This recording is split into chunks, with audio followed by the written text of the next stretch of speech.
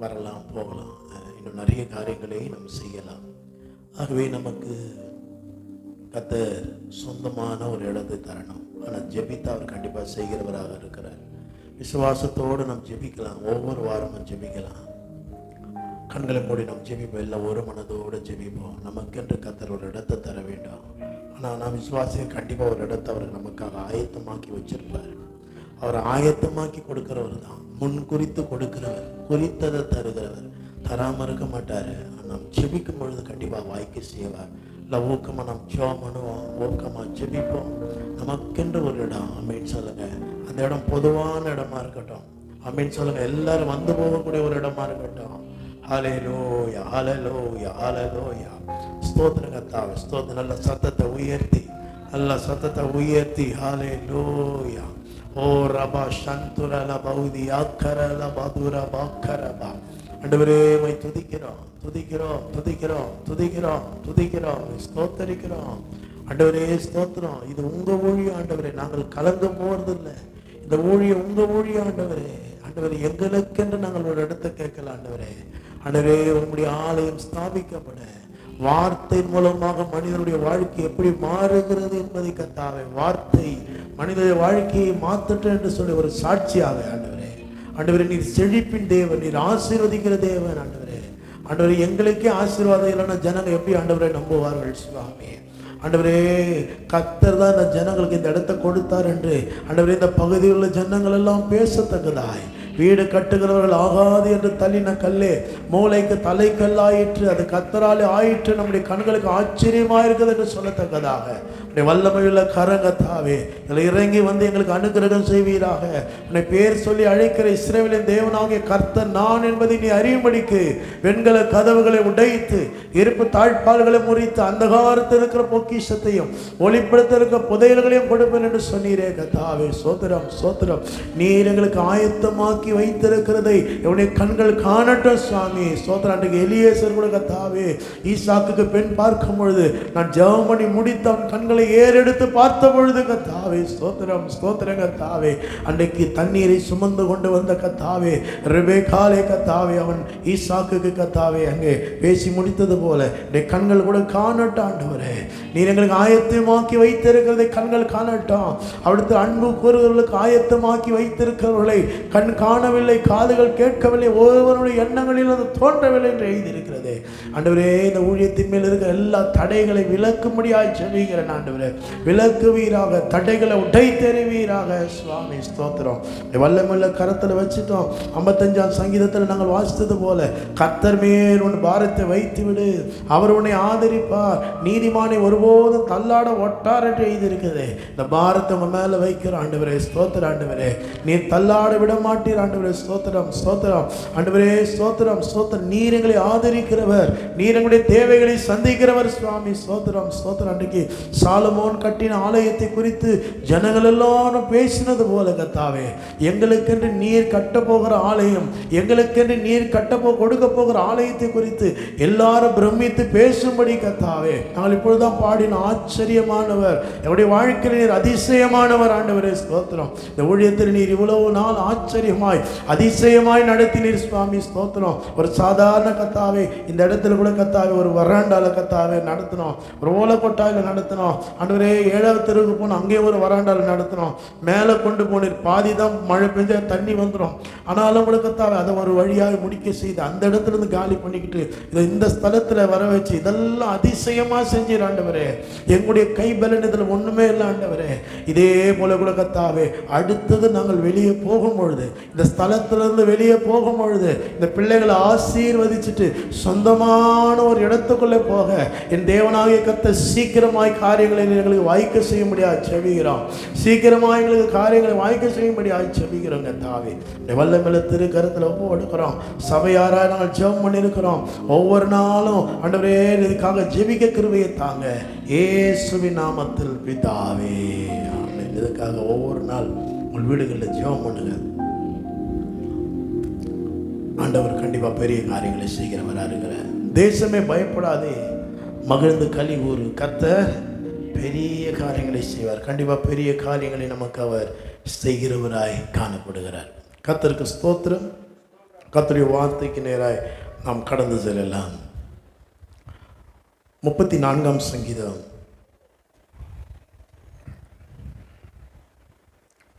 5வது வசனத்திலிருந்து 34ஆம் சங்கீதம்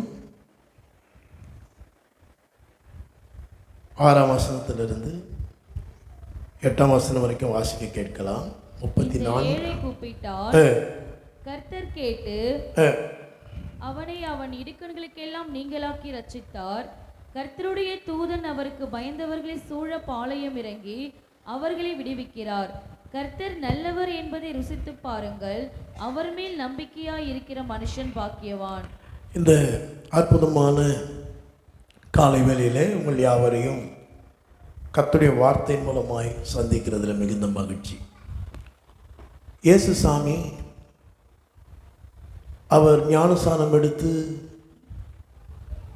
பிசாசினால் சோதிக்கப்படும் பொழுது பழைய ஏற்பாட்டிலிருந்த ஒரு வசனத்தை அவர் மேற்கோள் காட்டுகிறதை நாம் பார்க்குறோம்.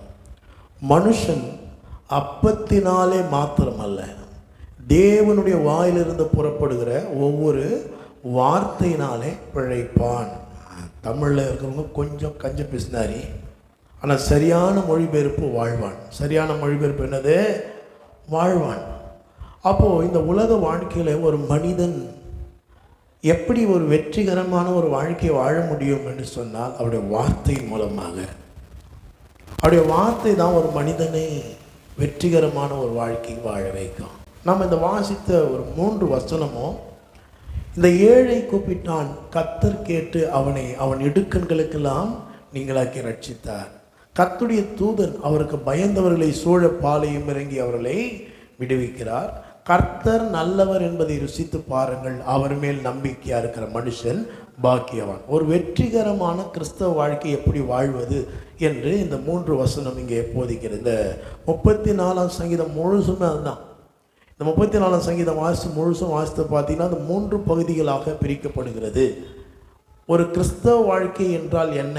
இயேசுசாமி இதை பிரசங்கிக்கிறதுக்கு 3 நாள் எடுத்துக்கிட்டார். மலை பிரசங்கத்தில் 3 நாள் பிரசங்கம் பண்ணார். ஆனால் நீங்கள் 34ஆம் சங்கீதத்தை வாசித்து பார்த்தீங்கன்னா ஒரு கிறிஸ்தவ வாழ்க்கைனா என்ன, அதில் என்ன அம்சங்கள் அடங்கி இருக்கிறது, என்னவெல்லாம் இருக்கிறது என்கிறத நம்ம 34ஆம் சங்கீதத்தில் நம்ம கவனிக்க முடியும். அதில் நம்ம வாசிக்கிறோம். முதலாவது வாசிக்கிற ஏழை என்கிற ஒரு பதத்தை நீங்கள் அங்கே பார்க்கலாம். ஏழைன்னு சொல்லும் பொழுது நம்முடைய வழக்கத்தின்படி பணம் இல்லாதவர்களை தான் ஏழைன்னு நம்ம என்ன சொல்லுவோம். ஆனால் ஆங்கில வேதாகமம் நல்ல மொழிபெயர்க்குது ஹெல்ப்லெஸ், உதவியற்றவர்கள். இயேசு நம்முடைய வாழ்க்கையில் வருகிறதுக்கு முன்பாக நாம் உதவியற்றவர்களாக காணப்பட்டோம். இயேசு நம்முடைய வாழ்க்கையில் வருகிறதுக்கு முன்பாக நாம் எப்படி இருந்தோம்? உதவியற்றவர்களாக இருந்தோம். யாரும் உதவி செய்யக்கூட நமக்கு திராணி இல்லை. எபேசியர் 2ஆம் அதிகாரம் சொல்ல, அக்கிரமங்களினாலும் பாவங்களினாலும் மரித்தவர்களாக இருந்தோம். இவ்வுலகத்திலே தேவனற்றவர்களாக இருந்தோம். நாம் ஏசாயா தீர்க்கதரிசி சொல்கிறாரு, யாக்கோபு என்னும் பூச்சியாக இருந்தோம். யார் வேணால் வந்து நசுக்கலாம் பூச்சியை. அப்போ இயேசு என் வாழ்க்கையில் வருகிறது முன்பாக எனக்கு உதவி செய்ய ஒருத்தரும் கிடையாது. என்னை அடித்தா கேட்கறது கூட ஒரு நாதி கிடையாது. இதுதான் என் நிலைமை. ஆனால் இயேசு என் வாழ்க்கையில் வந்த பிற்பாடு, அப்போ இயேசு எப்படி என் வாழ்க்கையில் வர்றார்? ரோமர் 10ஆம் அதிகாரம் 9ஆம் வசனம் 10ஆம் வசனம் சொல்லுது, என்னவென்றால் கர்த்தராகிய இயேசுவை நீ உன் வாயினாலே அறிக்கையிட்டு தேவன் அவரை மரித்தோரிலிருந்து எழுப்பினார் என்று உன் இருதயத்தில் விசுவாசித்தால் ரட்சிக்கப்படுவாய். நீதி உண்டாக இருதயத்தில் விசுவாசிக்கப்படும், ரட்சிப்பு உண்டாக வாயினாலே அறிக்கை பண்ணப்படும். அப்போ இருதயத்தில் நான் விசுவாசித்தேன், எனக்காக இயேசு மரித்திருக்கிறார், ரத்தம் சிந்துதல் இல்லாமல் பாவ மன்னிப்பு இல்லை, பாவத்தின் சம்பளமாகிய மரணத்தை இயேசு தம்முடைய விலையேற பெற்ற இரத்தத்தை எனக்காக சிந்தி அந்த பாவத்தின் சம்பளமாகிய மரணத்திலிருந்து என்னை விடுதலையாகி இருக்கிறார். அப்போது அதை நான் விசுவாசித்தேன், வாயினாலே அறிக்கை செய்தேன், இயேசு என்று வாயினாலே அறிக்கை செய்தேன். இப்போ நீதி எனக்கு உண்டாக்கி இருக்கிறது. நீதி உண்டாக இருதயத்தில் விசுவாசித்து ரட்சிப்பு உண்டாக வாயினாலே அறிக்கை பண்ணப்படும். அப்போ இந்த விசுவாசமும் என்னுடைய வாயின் அறிக்கையும் உருவாக்கக்கூடிய சக்தியை உடையதாக இருக்கிறது. நான் விசுவாசித்தேன், எனக்கு நீதி உண்டானது, வாயினால் அறிக்கை செஞ்சேன், ரட்சிப்பு உண்டானது. இப்படி தான் நம்ம ரட்சிக்கப்பட்டோம். இன்னைக்கு உலகம் ரட்சிப்புக்குள்ளாக அல்லது பாவ விமோச்சனத்துக்கு நிறைய பரிகாரங்களை செய்து கொண்டிருக்கிறது. பல பரிகாரங்களை அவர்கள் செய்து எப்படியாகிலும் கடவுளிடத்தில் சேரலாம், ஆண்டவரோடு சேரலாம்னு சொல்லி முயற்சிக்குது. அந்த முயற்சியெல்லாம் தோல்வியில் தான் போய் முடியும். ஏன்னு சொன்னால் பரிகாரம் ஏற்கனவே செலுத்தப்பட்டாயிற்று. அந்த பரிகாரம் இயேசு தான். தன்னையே குற்ற நிவாரண பலியாக, பாவ நிவாரண பலியாக இயேசு நமக்காக என்ன பண்ணியிருக்கிறாரு? ஒப்பு கொடுத்திருக்கிறார். அவர் ஒப்பு கொடுத்ததின் மூலமாக அவர் மேல் வைக்கிற விசுவாசம் என்னை இப்போ உதவியற்றவன் என்கிற நிலையிலிருந்து அவருடைய பிள்ளை என்கிற ஸ்தானத்துக்குள்ளே கொண்டு வருகிறது. ஆகவே நான் சொல்லு, இந்த ஏழை கூப்பிட்டேன். நான் உதவியற்றவனாக இருக்கும்போது அவரை நோக்கி கூப்பிட்டேன். அவர் என்ன பண்ணார்? என்னை என்ன பண்ணுறாரு? இடுக்கண்கள்னு சொன்னால் பாவம், பாவத்தினால் சாபம், சாபத்தினால் வியாதி, வியாதினால் மரணம். அப்போது இந்த இடுக்கண்களிலிருந்து அவர் என்ன பண்ணிட்டார்? இப்போ விடுதலாக்கிட்டாரு. எல்லா இடுக்கண்களிலிருந்து என்ன பண்ணிட்டார்? என்ன இப்போ நீங்களாக்கிட்டார். அது மாத்திரமல்ல, பாவம் செய்கிற ஆத்மா சாகவே சாக வேண்டாம். நரகம் பிசாசுக்கு அவனுடைய தூதர்களுக்காக உண்டாக்கப்பட்டிருக்கிறது. அக்கினியும் கந்தகமும் எரிகிற நரகம் என்கிற கடலிலே தள்ளப்பட வேண்டியவன் நான். ஆனால் அவர் மேல் வைத்த அந்த விசுவாசம், அவரை நோக்கி நான் கூப்பிட்டேன். இப்போ எல்லா இடுக்கண்களுக்கும் நீங்களாக்கி எனக்கு ரட்சிப்பின் வஸ்திரத்தை உடுத்தியிருக்கிறார், நீதியின் சால்வை எனக்கு தந்திருக்கிறார். அப்போ கிறிஸ்தவ வாழ்க்கை அதோடு நின்றுறது நினைக்காதீங்க. அடுத்தது சொல்லுது, அடுத்த வசனம் சொல்லுது, கர்த்தருடைய தூதன் அவருக்கு பயந்தவர்களை சூழ பாளையம் இறங்கி அவர்களை விடுவிக்கிறார். அப்போ ரட்சிப்போட கிறிஸ்தவ வாழ்க்கை முடிஞ்சிச்சுன்னு நினைக்காதீங்க. ரட்சிப்போட எல்லாம் முடிஞ்சின்னு நினைக்காதீங்க. அடுத்தது இந்த உலக வாழ்க்கை ஒன்று இருக்குது. நீ ரட்சிக்கப்பட்ட மறுநாளே பரலோகத்துக்கு போக போகிறதில்ல. நீங்கள் ரட்சிக்கப்பட்ட பிற்பாடு இந்த உலகத்தில் தான் வாழ போகிற. அப்படி இந்த உலகத்தில் நீ வாழ்கிற நாட்களிலே கர்த்தருடைய தூதன், எங்கெல்லாம் பழைய ஏற்பாட்டில் கர்த்தருடைய தூதன் வாசிக்கிறோமோ அது இயேசுவை குறிக்கிறது. இயேசு தம்முடைய இரத்த கோட்டைக்குள்ளே நம்மை மூடி மறைத்துக் கொள்கிறார். கர்த்தருடைய தூதன் அவருக்கு பயந்தவர்களை அல்லது விசுவாசிக்கிறவர்களை, அவரை ஏற்றுக்கொண்டவர்கள். ஏன் பயந்தவர்? ஃபியர் ஆஃப் த லார்ட்னு வருது. அவருக்கு மரியாதை கொடுக்கிறவர்களை, ஃபியர்னு சொல்லும்போது அங்கே பயத்தை சொல்ல மரியாதையை சொல்லுகிறது. அப்போ கர்த்தருடைய தூதன் அவருக்கு யாரெல்லாம் மரியாதை கொடுத்து அவருடைய வார்த்தைக்கு கீழ்ப்படிந்து அவருடைய சத்தத்துக்கு கீழ்ப்படிந்து இருக்கிறார்களோ அவளை சூழ பாளையம் இறங்கி அவளை விடுவிக்கிறார். ஆமென் சொல்லுங்க. ஒருத்தருக்கு நம்ம மரியாதை கொடுக்குறோன்றதுக்கான அர்த்தம் என்ன? அவர் சொல்றதை கேட்கறது. ஆமென் சொல்லுங்க. ஒருத்தர் சொல்றதை நம்ம கேட்கலன்னு அர்த்தம் அவரை அவமதிக்கிறோன்னு அர்த்தம். அப்போ கர்த்தருடைய தூதன் அவருக்கு மரியாதை கொடுக்கிறவர்கள், அவருடைய சத்தத்தை கேட்கிறவர்களுக்கு என்ன பண்றாராம்? சூழ பாளையம் இறங்கி அவர்கள் என்ன பண்றாரு?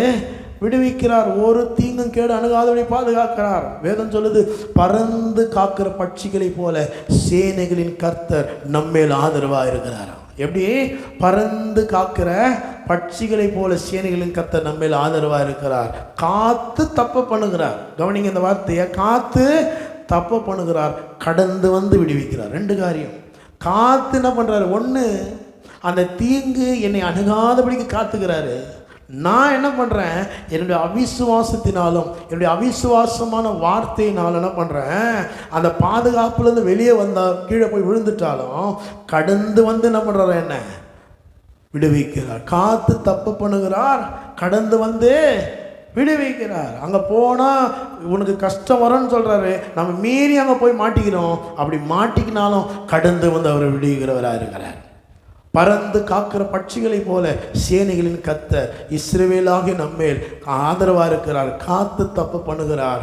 அப்படியும் மீறி போயிட்டா கடந்து வந்து, ஆமென் சொல்லுங்க, அவர் ஸ்தானத்தை விட்டு இறங்கி வந்து நம்மை விடுவிக்கிறவராக இருக்கிறார். அப்போ இங்கே பார்க்குறோம், கர்த்தருடைய தூதன் அவருடைய வார்த்தைக்கு மரியாதை கொடுக்கிறவர்களை, அப்படியே வார்த்தைக்கு கீழ்ப்படுகிறவர்களை, அப்படியே வார்த்தைக்கு பயப்படுகிறவர்களை, என் வசனத்துக்கு நடுங்குகிறவனை தான் நான் நோக்கி பார்ப்பேன்றார். அப்போ கிறிஸ்தவ வாழ்க்கை ரட்சிப்போட நிற்கலைங்க. இந்த உலகத்தில் வாழுறோம். இந்த உலகத்தில் பொல்லாப்பு நிறைந்த உலகம், பாவம் நிறைந்த உலகம், சாபம் நிறைந்த உலகம். மனிதனை எப்பொழுது விழுங்கலாமோ என்று விசுவாசி எதிர்பார்த்து கொண்டிருக்க இந்த உலகம், இந்த நேரத்தில் அவருடைய வார்த்தைக்கு யாரெல்லாம் மரியாதை கொடுக்கிறார்களோ கர்த்தர் அவர்களை காக்கிறார். இதை யாக்கோபு அப்போஸ்தலன் அழகாக சொல்றாரு. கப்பல்களையும் பாருங்கள். யாக்கோபு அப்போஸ்தலன் என்ன சொல்றாரு? நம்முடைய வாழ்க்கையையும் கப்பலையும் ஒப்பிடுகிறார். கப்பல்களையும் பாருங்கள், அவைகள் மகா பெரியவைகளாக இருந்தாலும் கடுங்காற்றுகளால் அடிபட்டாலும் அவைகளை நடத்துகிறவன் போகும்படி யோசிக்கும் இடம் எதுவோ அவ்விடத்துக்கு நேராக மிகவும் சிறிதான சுக்கானாலே திரும்பப்படும். அதாவது கப்பலையும் ஒரு ரட்சிக்கப்பட்ட விசுவாசிய வாழ்க்கையை ஒப்பிட்டு சொல்றாரு. ஆமென் சொல்லுங்க. ஏன் தெரியுமா? கப்பல் தண்ணி மேல இருக்கும், தண்ணிக்குள்ள போகாது. ஆமென் சொல்லுங்க. ஒரு பொருள் கப்பல், ஒரு பெரிய கண்டெய்னர் கப்பலுக்குள்ள வைக்கிறாங்க, அந்த கப்பல் மிதக்குது. ஆனால் அதே கண்டெய்னரை கொண்டு போய் கடலில் போட்ட என்ன ஆகும்? மூழ்கி போயிடும். ஆமென் சொல்லுங்க. அதாவது என்ன சொல்றாரு? இந்த பாவம் நிறைந்த இந்த உலகத்தில் தான் நாம் வாழறோம், மோசமான இந்த உலகத்தில் தான் வாழறோம், நம்பிக்கை துரோகம் நிறைந்த இந்த உலகத்தில் தான் வாழறோம். ஆனால் ஒன்றும் நம்மை சேர முடியாது. கர்த்தர் நம்மைகளெல்லாம் அவைகளை விட்டு ஒருபடி மேலே வச்சிருக்கிறார். அப்போ கர்த்தருடைய தூதன் இயேசு யாரெல்லாம் விசுவாசித்து இயேசுடைய வார்த்தைக்கு யார் கீழ்ப்படிந்து இயேசுடைய வார்த்தைக்கு யார் மரியாதை கொடுத்து வாழ்கிறார்களோ கர்த்தருடைய தூதன் அவருக்கு பயந்தவங்களை அவர்கள் வேலி அடைத்து என்ன பண்றாராம்? சூழ பாளையம் இறங்குறார். பாளையம் யாருக்கு இறங்குவாங்க? யுத்தத்துக்கு போறவங்க தான் பாளையம் இறங்குவாங்க. யார் பாளையம் இறங்குவா? யுத்தத்திற்கு. அங்கே எலிசா தீர்க்கதரிசியின் அசிஸ்டன்ட் சொல்றான் பாருங்க. அவன் சொல்றான், உங்களை சாகடிக்கிறதுக்கு பெரிய சேனை வந்திருக்குது. எலிசா அழகா சொல்றாரு, அவர்களோடு இருக்கிறவர்களை பார்க்கிலும் நம்மோடு இருக்கிறவர்கள் அதிகம். கண்களை திறந்து பாருங்க, இன்னைக்கு மனக்கண்களை திறந்து பாருங்க. அவர்களோடு இருக்கிறது மாம்ச புயம். உங்களை எதிர்க்கிறவர்கள், உங்களுக்கு வம்பு பண்ணுகிறவர்கள், உங்களை அழிக்க வேண்டும் என்று துடிக்கிறவர்கள். இந்த வசனம் வாசிக்கும்போது சில சந்தேகம் எனக்கு வந்துச்சு. அப்போ ஒருவேளை அவங்க ரட்சிக்கப்பட்ட விசுவாசியா இருந்தா என்ன பண்றது? என்னை அழிக்க துடிக்கிறவர்கள். ஆனா கர்த்தர் சொன்னார், அப்போதான் நீதின் வலது கரத்தினால தாங்கல. காரணம் இல்லாமல் இட்ட சாபம் தங்காதுங்க. ஆமென் சொல்லுங்க. காரணம், ஐயோ எனக்கு விரோதமா அதை பண்ணணும், காரணம் இல்லாம இட்ட சாபம் தங்காது. அப்போ கர்த்தருடைய தூதன் என்ன பண்றாரு? அவருடைய வார்த்தைக்கு யாரெல்லாம் மரியாதை கொடுத்து அவருடைய வார்த்தைக்கு காத்து கொண்டிருக்கிறார்களோ, கர்த்தருக்கு காத்திருக்கிறார்களோ, கர்த்தர் நீதி செய்கிற தேவன். ஆனாலும் உங்களுக்கு இறங்கும்படி கர்த்தர் காத்திருப்பார். அவர் நீதி செய்கிற தேவன். அவருக்கு காத்திருக்கிறவர்கள் பாக்கியவான்கள். அப்போ உங்களை சூழ பாளையம் இறங்கிட்டார். பாளையம் யாருங்க? யுத்தத்துக்கு தான் இறங்குவாங்க. அவர்களோடு இருக்கிறது மாம்ச புயம்.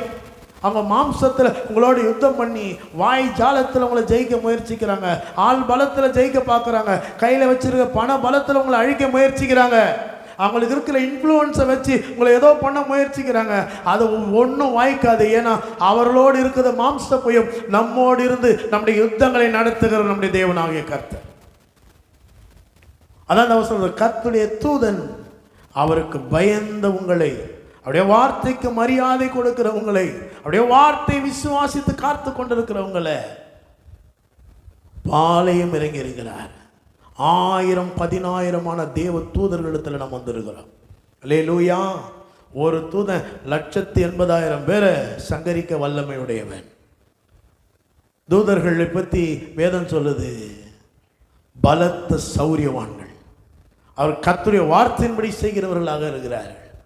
அப்போ கிறிஸ்தவ வாழ்க்கை ரட்சிப்போட நிக்கலங்க. ரட்சிக்கப்பட்ட நேரம் பரலோகம் போக போகிறேன். பரலோகம் போகிறதுக்கு முன்பாக இந்த உலகத்தில் ஒரு வாழ்க்கை இருக்குது. அந்த வாழ்க்கை இயேசுவால் பாதுகாக்கப்பட்ட ஒரு வாழ்க்கை. இதை தான் பிசாசு சொல்கிறான் யோபை பற்றி, வேலி அடைத்து பாதுகாக்கிறேன். நிறைய நேரத்தில் பிசாசுக்கு தெரிஞ்ச நிறைய சத்தியம் கூட கிறிஸ்தவங்களுக்கு தான் தெரியல. இன்னைக்கு அவன் சொல்கிறான், வேலி அடிச்சிருக்கிறீங்க, என் வாழை அங்கே போய் ஆட்ட முடியல, என்னால் ஒன்றும் பண்ண முடியல, நானும் எவ்வளோ முயற்சி பண்ணுறேன்றான். ஆனால் இன்னைக்கு நம்மளை சுற்றி ஒரு பெரிய வேலி இருந்தோம், நம்மளை சுற்றி பாதுகாப்பு இருந்தோம். பிரசங்கின் புஸ்தகம் 10ஆம் அதிகாரம்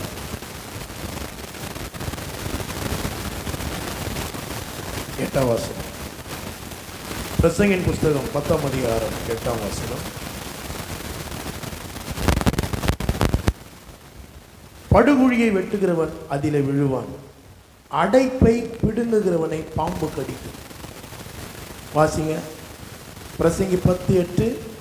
படுகுழியை வெட்டுகிறவன் அதிலே விழுவான், அடைப்பை பிடுங்குகிறவனை பாம்பு கடிக்கும். இங்க பார்த்தீங்கன்னா, அடைப்பை பிடுங்குகிறவனை பாம்பு கடிக்கும். அடைப்பை பிடுங்குகிறவன். இன்னைக்கு நம்ம அநேகர் அப்படிதான் இருக்கிறோம். அடைப்பை ஆண்டவரை அடிச்சு நல்லா வேலி அடிச்சு பாதுகாத்தா அந்த வேலியை பிடுங்குகிறவங்களாக இருக்கிறோம். இஸ்ரேல் ஜனங்க அப்படிதான் பண்ணாங்க. எப்போ பார்த்தாலும் முறுமுறுப்பாங்க வாழையில. அவர் வேலி அடித்து உங்களை பாதுகாக்கிறார். நீங்க கேட்கலாம், எப்படி நாங்கள் அந்த அடைப்பை பிடுங்கணும்? வாயின் வார்த்தையின் மூலமாக, அவிசுவாசமான வார்த்தையின் மூலமாக, பயத்தின் வார்த்தையின் மூலமாக. நான் சொல்றேன், அடுத்த வசனம் சொல்லுது, கர்த்தர் நல்லவர் என்பதை ருசித்து பாருங்கள், அவர் மேல் நம்பிக்கையா இருக்கிற மனுஷன் பாக்கியவான். அப்போ நான் ரட்சிக்கப்பட்டுட்டேன், தேவனால் பாதுகாக்கப்படுகிறேன், எனக்காக யுத்தம் செய்ய கர்த்தர் இருக்கிறார், நான் சும்மா இருக்கணும். மூணாவது, இந்த உலக வாழ்க்கையில அவர் நல்லவர் என்பதை நான் ருசி பார்க்க வேண்டும். நான் சொல்ற இந்த வார்த்தையை கொஞ்சம் கவனிங்க, நல்லா கவனிங்க, நல்லா கவனிங்க. ஒரு வெற்றிகரமான கிறிஸ்தவ வாழ்க்கை வாழணுமா? இந்த உலகத்தில் ஒரு வெற்றிகரமான ஒரு வாழ்க்கை வாழணுமா? இந்த உலகத்தில் எல்லாவற்றிலும் வாழ்ந்து நீங்கள் சுகமாக இருக்கணுமா? ஒன்று தான், வெறும் நல்லவர்களாக மாத்திரம் இருந்தால் போதாது, இயேசு நல்லவர் என்கிற அறிவிலே வல்லவர்களாக இருக்கணும். அதில் தெளிவாக இருக்கணும். ஆபிரகாம் ரொம்ப நல்லவன் தான், ஆனால் ஆபிரகாமுக்கு குழந்தைய பிறகலை. ஆனால் ஆபிரகாம் என்ன தெரியுமா செஞ்சான்? தேவனை மகிமைப்படுத்தி விசுவாசத்தில் வல்லவனான். இன்னைக்கு கிறிஸ்தவர்களாகிய நமக்கு தெரிய வேண்டிய ஒரு மிகப்பெரிய சத்தியம் என்னன்னா, கர்த்தர் நல்லவர் என்பது தெரியணும். இன்னைக்கு சும்மா வாயில கர்த்தர் நல்லவர்னு சொல்லி இருக்க கூடாது, அனுபவத்தில் சொல்லணும், உள்ளத்திலிருந்து சொல்லணும். இத்தனை ஆண்டு காலம் என்னை நடத்திருக்கிறாரே, அவர் எவ்வளவு நல்லவர் என்பதை எண்ணி பாருங்க. எப்பெல்லாம் பிரச்சனை தலை தூக்குதோ, எப்பெல்லாம் கஷ்டம் தலை தூக்குதோ, எப்போதெல்லாம் போராட்டம் தலை தூக்குதோ, அவர் நன்மை செய்கிறவராய் சுற்றி திரிந்தாரே, அந்த சம்பவங்களை சிந்திச்சு பாருங்க. பலவீனப்பட்டவங்களை, ஒடுக்கப்பட்டவங்களை, வியாதிப்பட்டவங்களை, குருடர்களை, சப்பானிகளை, கூணர்களை, சூம்பின கையை உடையவர்களை அவர் விடுவித்தார். குஷ்டரோகிகளை விடுவித்தார். நினைச்சு பாருங்க, இயேசுடைய வாழ்க்கையை சிந்திச்சு பாருங்க. ஒருத்தரையும் அவர் சபிக்கல, ஒருத்தரையும் அவர் கெடுக்கல. முடிந்து போக வேண்டிய ஒவ்வொரு வாழ்க்கைக்கும் அவர் ஒரு துவக்கத்தை கொடுக்கிறவராக தான் இருந்தார். அவர் ஜீவன் போகிற நேரத்தில் கூட நரகத்துக்கு போக வேண்டிய ஒருவனை அவர் பரத்துக்கு கொண்டு போனார். அப்போ அவர் நல்லவர் என்கிறதுல ரொம்ப ஜாக்கிரதை உள்ளவர்களாக இருக்கணும். இதில் தெளிவாக இருக்கணும் கிறிஸ்தவங்க. நாங்கள் அதுதான் அந்த வசனம் சொல்கிறாங்க, ரட்சிக்கப்பட்டுட்டேன், என்னை சூழ பாளையம் இறங்கி இருக்கிறாரு. மூணாவது, எனக்கு தெரிய வேண்டிய ஒரு மிகப்பெரிய சத்தியம், அவர் நல்லவர் என்பதை நான் ருசி பார்க்க வேண்டும். ருசி என்பது வேற யாரும் நமக்காக பண்ண முடியும், நாம தான் பண்ண முடியும். இல்லைங்க, எனக்கு அவங்கள ஜெபம் பண்ணுவாங்க, எனக்கு இவங்க ஜெபம் பண்ணுவாங்க. வேதம் சொல்ல ருசி பாரு. ருசி பாருன்னா யார் பண்ணோம் சொல்லுங்கள். போன வாரம் பிரியாணி சாப்பிட்டீங்களா? எங்கள் வீட்டில் சொன்னாங்க ரொம்ப நல்லா இருந்தது பிரியாணி, வந்து சாப்பிட்டா அவங்க சொன்ன மாதிரியே நல்லா இருந்தது அப்படின்னு சொல்லுங்கள். அப்போ அவங்க நல்லா இருந்ததுன்னு சொன்னாங்கிறதுனால நான் நல்லா இருந்ததுன்னு எப்படி எடுத்துக்க முடியும்? அவங்க ருசி பார்த்துட்டாங்க தனியாக. இப்போ நான் ருசி பார்த்தா தான் ஆமாம் சொன்ன மாதிரி நல்லா இருக்குது. அப்போ ருசி பார்த்தல் என்பது நீங்கள் செய்ய வேண்டிய ஒன்று, அதை உங்களுக்காக வேறு யாரும் செய்ய முடியாது. அப்போ நல்லவர் என்பதை நீங்கள் தனிப்பட்ட விதத்தில் ருசி பார்க்க வேண்டும். திரும்ப திரும்ப சொல்கிறேன், ஒரு வெற்றிகரமான கிறிஸ்தவ வாழ்க்கைக்கு வெறும் நீங்கள் நல்லவர்களாக மாத்திரம் இருந்தால் போதாது, அவர் நல்லவர் என்கிற அறிவிலே விசுவாசத்தில் வல்லவர்களாக இருக்கணும்.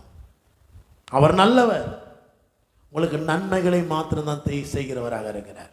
அப்போ அதை எப்படி நான் பெற முடியும் பார்க்கலாம். அவர் மேல் நம்பிக்கையா இருக்கிற மனுஷன் பாக்கியம். அப்போ அவர் நல்லவர் என்பதை நான் எப்படி ருசி பார்க்க முடியும்? விசுவாசத்தின் மூலமாக தான் முடியாது.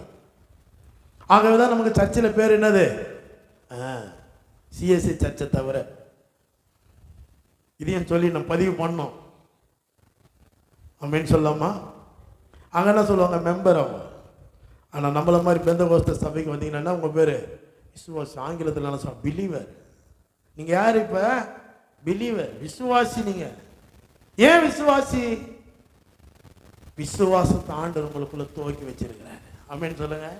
விசுவாசத்தை நீங்க விசுவாசிக்க மாறல, விசுவாசத்தை துவக்குகிறவர். மேகம் போன்ற இத்தனை திரளான சாட்சிகள் நம்மை சூழ்ந்து கொண்டிருக்க, பாரமான யாவற்றையும் நெருங்கி நிற்கிற பாவத்தையும் தள்ளிவிட்டு விசுவாசத்தை துவக்குகிறவர். உங்க விசுவாசத்தை துவக்கிட்டார். ஆமென் சொல்லுங்க. நாமலாம் நினைச்சு இந்த ஆண்டவர்கிட்ட வரல, நாம் அவரை தெரிந்து கொள்ளவில்லை, அவர் தான் நம்மளை தெரிந்து கொண்டார். எவர்களை முன் குறித்தாரோ அவர்களை அழைத்தார். ஆமென் சொல்லுங்க. நம்மளை ஏற்கனவே முன் குறிச்சிட்டார். எப்போ? வேதம் சொல்லுது, உலக தோற்றத்துக்கு முன்பாகவே கிறிஸ்துவுக்குள் நம்மை முன் குறித்தார். உலகத்தை சிருஷ்டிக்கிறதுக்கு முன்பாகவே இந்த 2025 வருஷத்துல நீ இருக்க போற, இந்த 2025 வருஷத்துல இந்த இயேசு ஏத்துக்க போறேன்னு அவர் ஏற்கனவே முன் குறித்தார். அவர் முன் குறித்ததின் அடிப்படையில் தான் உன்னை அழைத்தார். உன் கண்ணை திறந்து விட்டார் பரிசுத்த ஆவியானவர். உலகத்துல எவ்வளவோ பேர் போறாங்க வராங்க, ஆனா யாருக்கும் இல்லாத அக்கறை உனக்கு மட்டும் ஏன்? ஏன் இந்த வேதத்தை தூக்கின காலையில கர்த்தருடைய ஆலயத்துக்கு வரணும்? வாரம் ஃபுல்லா உழைக்கிறோம். நான் ஒரு கருத்து சொன்னேன், என் மேல நிறைய பேர் கோச்சிக்கிட்டாங்க. நான் சொல்ற ஒரு கருத்துடைய ஆழத்தை மாத்திரம் புரிஞ்சுக்கிங்க. நீங்க ஞாயிற்றுக்கிழமை நல்லா தூங்கினா கூட தப்பே கிடையாது. ஏன்னா வாரம் முழுதும் வேலை செய்கிறோம். கரெக்டாக நான் சொல்றது? இன்னும் வெயில் இப்போ கொடுமை, நம்மளை சும்மாடி போய் வர முடியல, உடம்பு ஒன்றும் உஷ்ணம். இந்த வாரம் முழுதும் கடினமாக உழைக்கிறீங்க. இன்னைக்கு காலையில் ஒரு 8 மணி வரைக்கும் தூங்கினா தப்பு கிடையாது, தூங்கலாம் என்னை பொறுத்த வரைக்கும். ஆனால் அந்த தூக்கம் கூட எனக்கு வேணாம், கர்த்தருடைய ஆலயம் எனக்கு முக்கியம் என்று சொல்லி 7 மணிக்கு புறப்பட்டு இங்கே வந்து உட்காந்துட்டு இருக்கிறீங்களே, கர்த்தர் இந்த விசுவாசத்தை தான் பார்க்குறார். இதை பார்க்குறாரு. அடுத்த வாரம் அவர் சொல்லிட்டார் 8 மணி வரைக்கும் தூங்கலாம், தூங்காதீங்க. வேதம் சொல்லுது, சோம்பேறின் வீட்டில் தரித்திரம் தாங்க வந்து. எனக்கு அது கூட வேணாம், எனக்கு அந்த தூக்கம் வேணாம், எனக்கு என் தேவன் தான் எனக்கு முக்கியம். உண்மைதான், ஞாயிற்றுக்கிழமை மணிக்கு தான் தூக்கம். அந்த சின்ன பசங்களாம் டியூஷனுக்கு வருவானுங்க, அவங்கள கேட்பேன், ஏன்டா சர்ச்சுக்கு வர மாட்டீங்க, டியூஷனுக்கு மட்டும் வரீங்க? அங்கிள் ஞாயிற்றுக்கிழமை ஒரு நாள் தான் தூங்குவோம் அங்கிள் சொல்லுவாங்க, கூலாக சொல்லிட்டு போவாங்க. இருக்கிறீங்களா? கவனிக்கிறீங்களா? எனக்கு அந்த தூக்கம் கூட முக்கியம் இல்லை, கர்த்தரை தேடி வந்திருக்கிறீங்களா, இந்த விசுவாசத்தை அவர் பார்க்கிறார். அல்லேலூயா, அல்லேலூயா. அப்போ வேதத்தில் நம்ம இங்கே வாசிக்கிறோம், அவர் நல்லவர் என்பதை ருசி எப்படி ருசி பார்க்க முடியும்? விசுவாசத்தின் மூலமாக. அந்த விசுவாசத்தை அவர் தான் துவக்கினாரு. நீங்கள் இன்னைக்கு இந்த காலையில் எழுப்பி வருது காரணமே அவர் தான். ஆவியானவர்களை எழுப்பி ஆலயத்துக்கு போக வேண்டும் என்கிற ஒரு உணர்வு உங்களுக்குள்ள கொடுத்திருக்கிறார். அவ விசுவாசத்தை துவக்கினவர் யாரு? அவர் தான் இந்த விசுவாசத்தை முடிக்க முடியாது செய்வார். அல்லேலூயா, அல்லேலூயா. உங்களை முன்குறித்தார், முன்குறித்தவர் உங்களை அழைத்தவர் தான் உங்களை நீதிமான் ஆக்கி இருக்கிறார். நீதிமான்கள் ஆக்கப்பட்டிருக்கிற உங்களை அவர் மகிமைப்படுத்தி இருக்கிறார் என்று சொல்லுகிறேன். அல்லேலூயா, அல்லேலூயா. அப்போ நல்லவர் என்பதை விசுவாசத்தின் மூலமாக ருசி பார்க்கணும். அப்போ விசுவாசம்னா என்ன? எபிரேயர் 11:1 சொல்லுது, விசுவாசமானது நம்பப்படுகிறவர்களின் உறுதி. நான் நல்லா இருப்பேன், நான் வெற்றிகரமாக வாழ்வேன், நான் செழிப்பேன், நல்ல நாட்களை பார்ப்பேன், இப்போது இருக்கிறதை விட 1000 மடங்கு அதிகமாவேன், கோடா கோடியா பெருகுவேன். நான் ஒரு காரியத்தில் கையை வச்சா கர்த்தர் அதை வாய்க்க செய்வார். நான் கையிட்டு செய்கிற காரியத்தில் கர்த்தர் எனக்கு ஜெயத்தை தருவார். இந்த பலவீனம் என்ன ஒன்றும் செய்ய முடியாது. இயேசுவின் நாமத்தில் அதை நிராகரிக்கிறேன். வியாதி மேலே எனக்கு வெற்றி உண்டு. அப்போ இந்த நம்பிக்கையிலே உறுதியாயிருப்பது தான் விசுவாசம். நிறைய பேருக்கு கேள்வி என்னன்னா, சில பேர்லாம் கேட்குறாங்க கேள்வி, அப்போ ஏங்க கிறிஸ்தவ வாழ்க்கையில் துன்பம் வருது? வேதம் சொல்லுது, நீதிமானுக்கு வரும் துன்பங்கள் அநேகமாக இருக்கும், கர்த்தர் அவைகள் எல்லாவற்றும் நின்று அவனை விடுவிக்கிறார். பிரச்சனைக்கு காரணம், கஷ்டத்துக்கு காரணம் தேவன் கிடையாது. ஏன்னா ஆண்டவர் தீர்மானிக்கிற ஒரு இடத்துல நம்மளை வச்சுட்டாரு. ஆதாம் வெறும் ஜீவ விருட்சத்தின் கனியை புசிச்சிருந்தானா, வெறும் ஜீவன் மாத்திரம்தான் அந்த பூமியில வேலை செஞ்சிருக்கோம். அவன் செஞ்ச ஒரு பெரிய தப்பு என்னன்னா, நன்மை தீமை ரெண்டத்தையும் இந்த பூமியில அனுமதிச்சிட்டான். கவனிக்கிறீங்களா? எதை அனுமதிச்சான்? நன்மையை அனுமதிச்சிட்டான், தீமையை அனுமதிச்சிட்டான். பரலோகம் போனீங்கன்னா அங்கே வெறும் நன்மை தான். பரலோகம் போன என்னதாங்க? நன்மை மாற்றம். ஏன்னா அங்கே யார் இருக்கா? பாதாளத்துக்கு போனால் அங்கே வெறும் தீமை தான். ஏன்? அங்கே யார் இருக்கா? பிசாசு. ஆனால் இந்த பூமியில் இந்த ரெண்டு சக்திகளும் வேலை செய்து கொண்டிருக்கிறது. எதற்கு நாம் அனுமதி கொடுக்குறோமோ அப்படின்னு சொல்லலாமா? அல்லேலூயா சொல்லலாமா? அது நம்முடைய வாழ்க்கையில் வேலை செய்யும். உங்கள் வீட்டை கதவை சாத்தி வச்சுருக்கிறீங்க, எல்லார் வீட்டு கதவும் சாத்தப்பட்டு தானே இருக்குது. உங்களுக்கு தெரிந்தவர்கள் வந்தால் தான் நம்ம என்ன பண்ணுவோம்? கதவை திறந்து நம்ம என்ன பண்ணுறோம்? அனுமதி. இப்போ கேமரா வந்துடுச்சு, வீட்டு வாசலில் நின்னால உள்ளே தெரியுது. உங்களுக்கு யாருன்னே தெரியாது, முகமே தெரியல, ஒரு ஆள் வீட்டு வாசல் நின்னா என்ன பண்ணுவீங்க? வீட்டில் அனுமதிப்பீங்களா? அனுமதிக்க மாட்டோம். அதே போல தான் விசுவாசம். அப்படின்னு சொல்லுங்கள். அங்கே கர்த்தர் நம்முடைய வாழ்க்கையில் வந்து கிரியை செய்ய நாம் கொடுக்குற அனுமதி. அப்போது இதெல்லாம் நடக்கும்னு நான் உறுதியாக இருக்கிறேன். அந்த உறுதி தான் விசுவாசம். அப்போ அவர் நல்லவர் என்பதை நான் எப்படி ருசி பார்க்க முடியும்? விசுவாசத்தின் மூலமாக ருசி பார்க்க முடியும். ஆனால் இன்னைக்கு பிசாசு என்ன பண்ணுறான்? பயத்தை நமக்குள்ளே திணித்து, விசுவாசத்துக்கு எப்படி உருவாக்கக்கூடிய ஒரு வல்லமை இருக்கிறதோ, விசுவாசத்துக்கு எப்படி மலைகளை பெயர்க்கக்கூடிய வல்லமை இருக்கிறதோ, விசுவாசத்துக்கு எப்படி ஜெபத்துக்கு பதிலை கொண்டு வருகிற வல்லமை இருக்கிறதோ, பயத்துக்கும் அழிவுக்குரிய காரியங்களை செய்ய வல்லமை உடையதாக இருக்கிறது. இதுக்கு முழு உதாரணம் யாருன்னு சொன்னால் யோபை தவிர வேறு யாரும் இதுக்கு உதாரணம் கிடையாது. யோபுவின் சரித்திரம் 3ஆம் அதிகாரம் 25ஆம் வசனத்தை வாசிப்போம். யோபுவின் சரித்திரம் 3:25. நான் பயந்த காரியம் எனக்கு நேரிட்டது, நான் அஞ்சினது எனக்கு வந்தது. யோபு ஒரு அழகான ஒரு ஸ்டேட்மெண்ட் சொல்றாரு. நான் பயந்த காரியம் எனக்கு நேரிட்டது, நான் அஞ்சினது எனக்கு வந்தது. எப்படி விசுவாசம் இதெல்லாம் நடக்கும் என்று நான் உறுதியாக இருக்கிறதுனால வருகிறதோ, அதே போல் பயம் அப்படிதான். எதெல்லாம் நடக்கக்கூடாதுன்னு நினைக்கிறோமோ அது நடந்துரும்னு உறுதியாக இருக்கிறோம் பற்றியா, அதுதான் பயம். இருக்கிறீங்களா? நான் சொல்கிறது விளங்குதா? இன்னைக்கு நிறைய கிறிஸ்தவ விசுவாசிகளை பார்க்குறேன். பேரு தான் விசுவாசி, அவங்களுக்கு பேரே பயப்படுவோம்னு தான் வைக்கணும். எதெல்லாம் நடக்கக்கூடாதுன்னு நினைக்கிறோமோ, எதெல்லாம் என் வாழ்க்கையில் வரக்கூடாதுன்னு நினைக்கிறோமோ, ஆனால் அதெல்லாம் நடந்துருமோ என்கிறதுல உறுதியாக இருக்கிறதுனால தான் பல துன்பங்களும் தீமைகளும் நம்முடைய வாழ்க்கையில் நடைபெறுகிறது. யோபு தெளிவாக சொல்கிறான். யோபை பற்றி நீங்கள் ஆண்டவர் சொல்கிற வார்த்தை பாருங்களேன். யோபு 1ஆம் அதிகாரம் 7ஆம் வசனம் நான் வாசிக்கிறது கவனிங்க. ஒரு 3 வசனம் வாசிக்கணும். யோபு 1:7. கர்த்தர் சாத்தானை பார்த்து நீ எங்கே இருந்து வருகிறாய் என்றார்.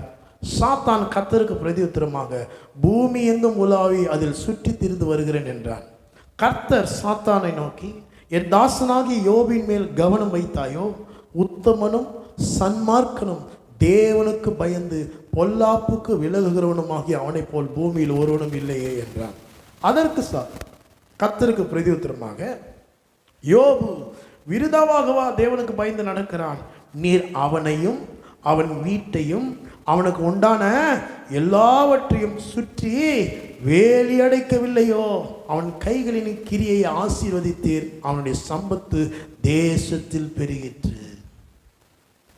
ஆண்டவர் சொல்றாரு, யோபை பற்றி ஆண்டவர் ஸ்டேட்மெண்ட் கொடுக்குறாரு. அவன் தேவனுக்கு பயந்து நடக்கிறவன், அவன் சன்மார்க்கன், அவன் உத்தமன். இப்போ பிசாசு ஒரு ஸ்டேட்மெண்ட் கொடுக்குறான். என்ன ஸ்டேட்மெண்ட் கொடுக்குறான்? அவன் விருதானா லாபம் இல்லாமல் அவங்கள பின்பற்றான். நீர் என்ன பண்ணிட்டு, அவன் கையின் எல்லாவற்றையும் என்ன பண்ணிட்டீங்க? ஆசீர்வதிச்சிட்டீங்க. அவன் சம்பத்து நல்லது, சொத்து. யாராவது வீட்டில் சம்பத்துன்னு பேர் வச்சாங்கன்னா அவன் பேர் சொத்துன்னு அர்த்தம். சம்பத்து என்ன ஆயிடுச்சான்? பெருகிடுச்சு. ஆகவே தான் அவன் பின்பற்றான். பிசாசுக்கு தெரியுது தேவன் யோபுவையும் அவன் வீட்டையும் வேலை எடுத்து வச்சிருக்கார். ஆனால் இந்த யோபு என்ன தெரியுமா பண்ணாரு? யோபுக்கு பயம். எப்பெல்லாம் பயம்னா, அவங்க பிள்ளைங்கள்லாம் என்ன பண்ணுவாங்களாம், ஒவ்வொரு வீட்டில் ஒவ்வொரு நாளைக்கு விருந்து. எப்படி இருக்கும் யோசித்து பாருங்க.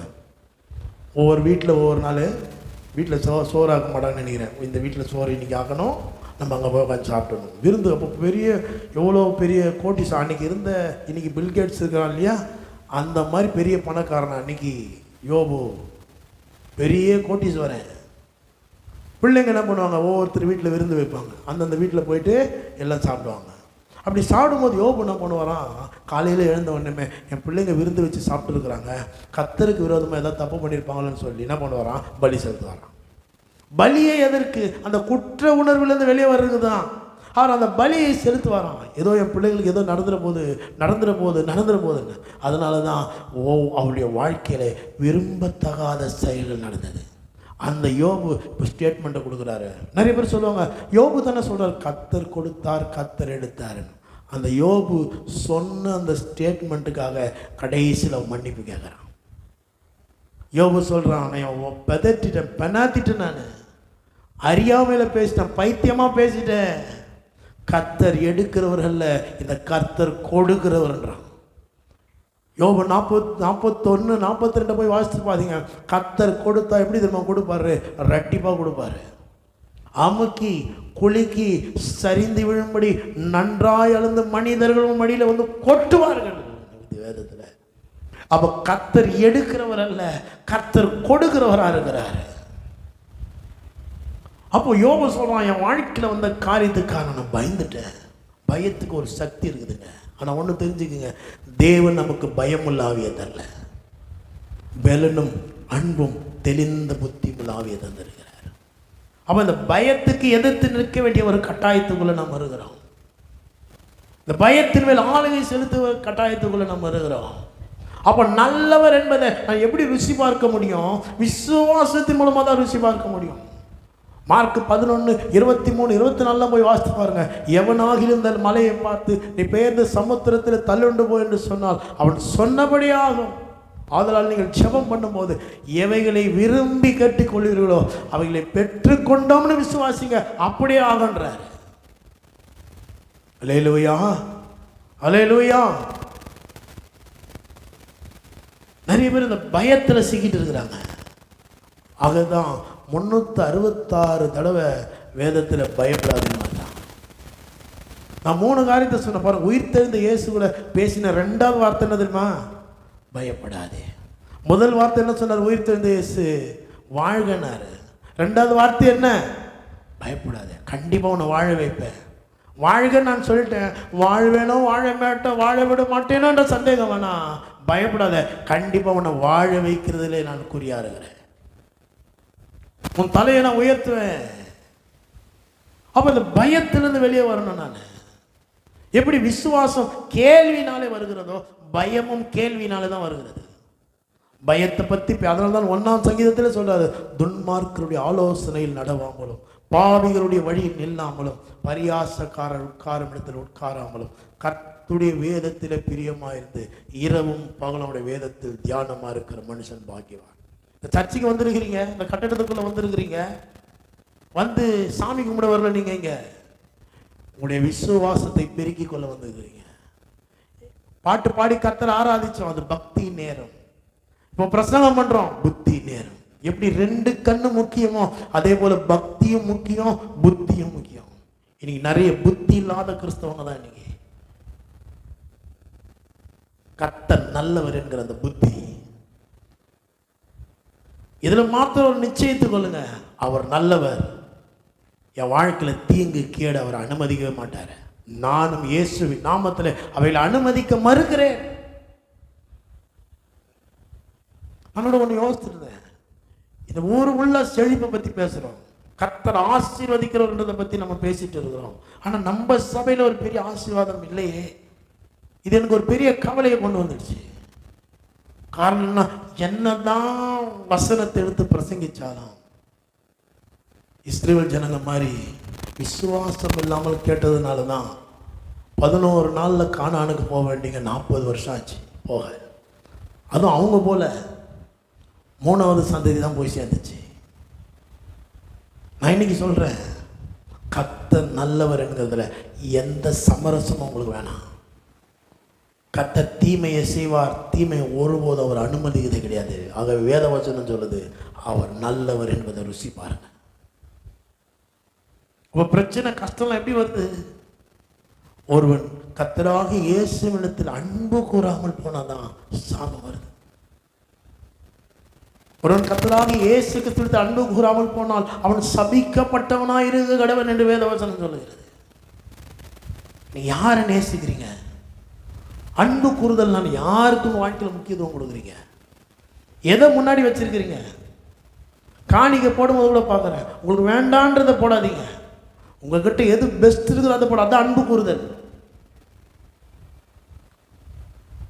உங்கள் நாளில் கூட உங்களுக்கு எது எப்போ 5 மணிக்கு தான் நல்ல தூக்கமே வரும், 4 மணிக்கு நல்ல தூக்கம் வரும்.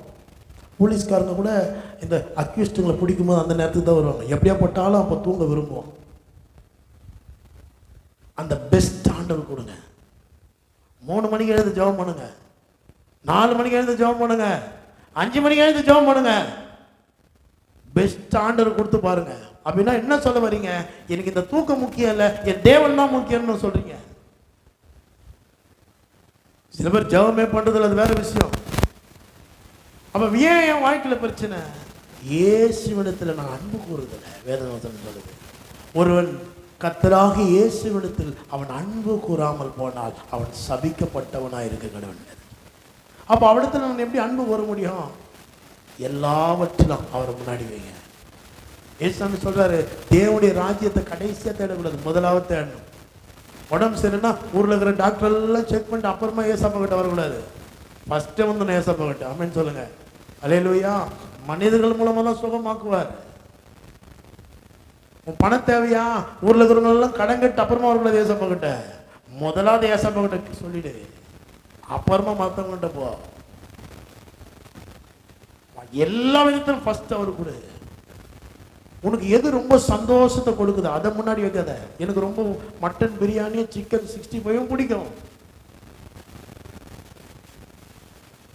இந்த பக்கம் மட்டன் பிரியாணி, சிக்கன் 65 வச்சுட்டு இந்த பக்கம் ஞாயிற்றுக்கிழமை சபைக்கே நீ போகக்கூடாது, வெறும் பிரியாணி சாப்பிடுனா நான் அந்த விருப்பத்தோடு தூக்கி ஓரம் கட்டிட்டு சபைக்கு தான் வருவேன். நான் சொல்ல வருது புரியும்னு நினைக்கிறேன்.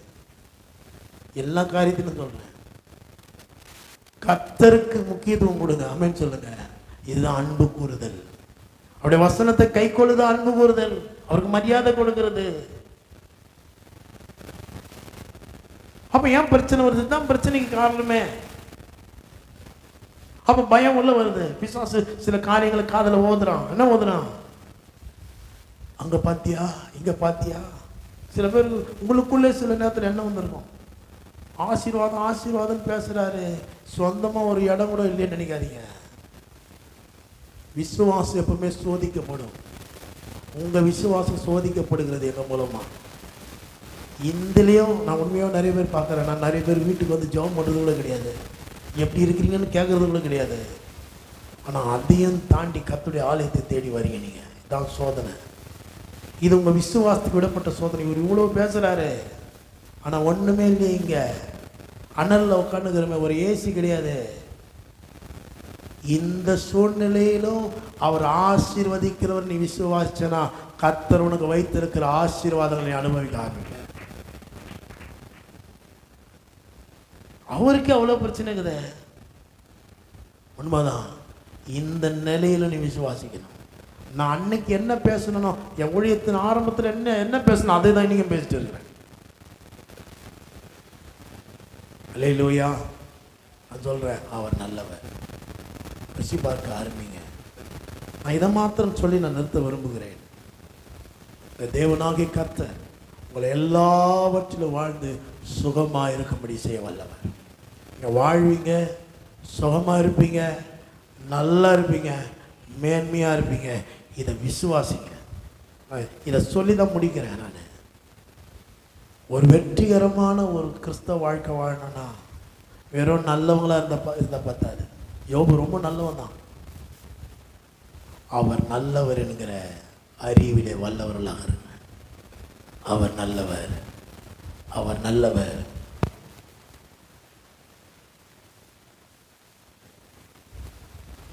வெறும் நன்மைக்கு தான் அவர் அனுமதி கொடுத்துருக்கிறாரு. நீங்களும் நன்மைக்கு அனுமதி கொடுங்க, நன்மையை பார்ப்பீங்க. அப்படின்னு சொல்லுங்க. உங்கள் கண்களால் பார்ப்பீங்க. ஆசீர்வாதமான மழை பெய்யறதை பார்ப்பீங்க. நீங்கள் வலதுபுறத்தில் இடதுபுறத்தில் இடம் கொண்டு பெருகிறத பார்ப்பீங்க. அழிவுள்ள பொன் அக்கினினால் சோதிக்கப்படுகிறது போல உங்கள் விலையேற பெற்ற விசுவாசம் சோதிக்கப்பட்டு கொண்டிருக்கிறது. ஆகவே இந்த சோதனை நேரத்தில் உறுதியாக நில்லுங்க. ஆமென் சொல்லுங்க. உறுதியாக நில்லுங்க. ஐயோ இந்த ஆலயத்தில் ஒன்றுமே இல்லை, இது என்ன வெறும் வார்த்தை போல் நினைக்காதீங்க. ஆமென் சொல்லுங்க. கர்த்தர் சொன்னதை செய்கிறவராக இருக்கிறார். நான் சொன்னதை செய்யாமல் போகலாம், ஆனால் அந்த கர்த்தர் சொன்னதை செய்து முடிக்கிறவர். எனக்கு வேதத்தில் பிடிச்ச ஒரு வசனம் அதே யோபுல இருக்குது, 42ஆம் அதிகாரத்தில்.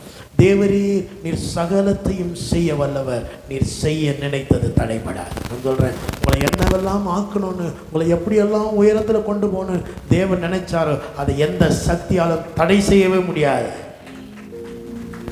ஹல்லேலூயா. கிறிஸ்தவ வாழ்க்கை.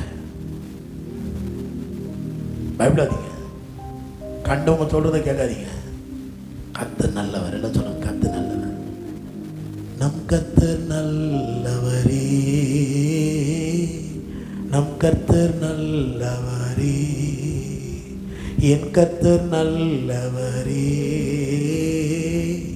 என் கர்த்தர் நல்லவரே. ஆமாவா? அல்லேலூயாவா? தீமை கஷ்டம்லாம் வரும்போது அவர் நல்லவர் யோசித்து பாருங்க. கண்டிப்பாக நான் சொல்கிறேன், பெரிய காரியங்களை பார்ப்பீங்க, பெரிய அற்புதங்களை பார்ப்பீங்க, பெரிய மலை கூட உங்களுக்கு முன்பாக மண்டிடுகிறத பார்ப்பீங்க, பெரிய எரிகோ சுவர் உங்களுக்கு முன்பாக இடிந்து போய் ஒன்றுமில்லாமல் ஆவதை பார்ப்பீங்க. பயத்தை அப்புறப்படுத்த உங்களை விட்டு பயத்தை தூக்கி போடுங்க. ஐயோ இது வாயிடும், தூக்கி போடுங்க. எது என்ன ஆனாலும் என்ன ஆகலனாலும் என் கர்த்தர் நல்லவர், என்னை இந்த உலகத்தில் ஆசீர்வாதமாக வாழ வைக்கிறவருக்கு அந்த கர்த்தர் விட போறது இல்லை. அன்பும் கிருபையும் நிறைந்தங்கள் அன்பின் பரலோக பிதாவே, கர்த்தராகிய இயேசுவின் நாமத்தில் கொண்டு வருகின்ற காலை வேளையில என் நல்லவர் என்கிற அறிவிலே இந்த சபை வளரட்டும். வேதத்தில் இவ்வளோ நல்லவர் என்பதை கர்த்தாவே ஆணித்தரமான வசனங்கள் இருக்கும் பொழுது பிசாசினால் சொல்லப்படுகிற எந்த தீமை அணுகாதபடி இந்த பயத்திலிருந்து விடுதலை இருந்தாங்க. நான் கர்த்தரை தேடினேன், அவர் எனக்கு செவி கொடுத்து என்னுடைய எல்லா பயத்துக்கும் நீங்களாக்கி விட்டார் என்று எழுதியிருக்கிறது. எல்லா பயத்திலும் நம்முடைய ஜனங்களை விடுதலையாக்கி இந்த சோதனை நேரத்தில் விசுவாசத்தில் உறுதியாக இருந்து வெற்றி பெற கிருபை தாங்க. மாலை ஆராதனை ஆசீர்வதிங்க இயேசுவின் நாமத்தில் பிதாவே. என் ஆத்துமாவே கர்த்தரை ஸ்தோத்திரி, என் முழு உள்ளமே பரிசுத்த நாமத்தை ஸ்தோத்திரி. என் ஆத்துமாவே கர்த்தரை ஸ்தோத்திரி, கர்த்தர் செய்த சகல உபகாரங்களையும் மறவாதே.